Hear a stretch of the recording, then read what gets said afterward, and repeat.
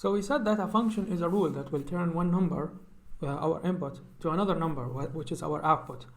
For example, here we have the function f of x, 30 minus 2x squared. And I'm asked to find f of 4. So I can go here and solve f of 4.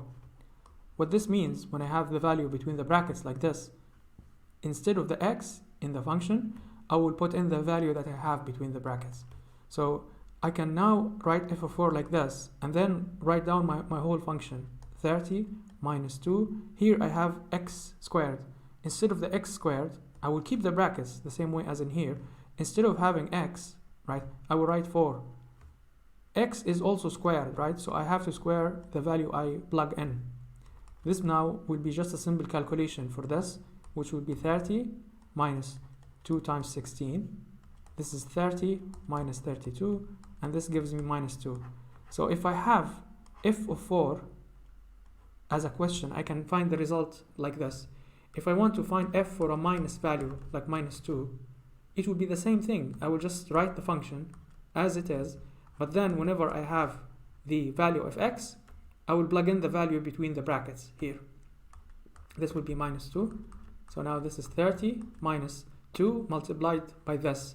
This is what? This is minus 2 all squared, so it's just 4. This is 2 multiplied by 4. This will give me 30 minus 8, which is 22. Okay? This is the way to solve when you have to find the function of a specific number. You say, I'm substituting, I'm finding this value. We have all these exercises here, and I took the time to solve them ahead. Right, I can attach this to the video if you like.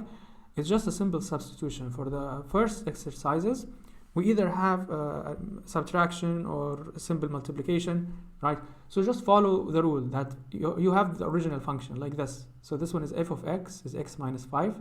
I want to find f of 11. So instead of the x, I will have 11, right? This is what f11 means. I will go back to the original function, plug in the value 11, and then carry out the rest of the function. The same thing for f of 36, right? Just plug in the value here in place of x and do the calculation. This is now here a multiplication. So for the first one, f of 0, it will be 4 times 0. I have f of 7, so it will be 4 times 7. f of 1.5 is 4 times 1.5. The first collection is just the same idea. You just pay attention that maybe you have a minus like this, right? So maybe the rule to make things easier for you, just keep the same brackets. If you have f of 2 and you want to find f of 2 and the function is minus x, to get yourself used to dealing with the minus value, like here, f of minus 9, right? So in the original function, I have a minus, and the value I'm calculating for is minus 9. So now I have two minuses. To make myself very organized in this, I just keep the brackets for the value of the x. So the bracket here will be the same as the bracket replacing the x. This way that you would know, okay, now I have minus 9, which together will be plus 9. So just go through these solutions, right? They should be easy to follow. But before you check the solution for all of them, just try to attempt them first and see if you get the correct answer.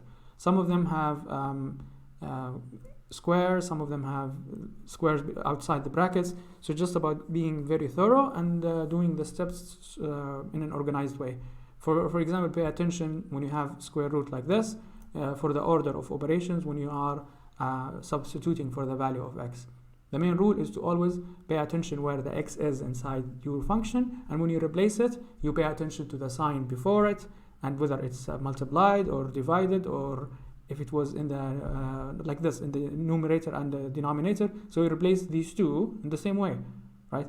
In this example, if I want to replace this, I want to find f of 0. This x will become 0, this x will become 0, and I just carry out the rest of the calculation, right, very easily.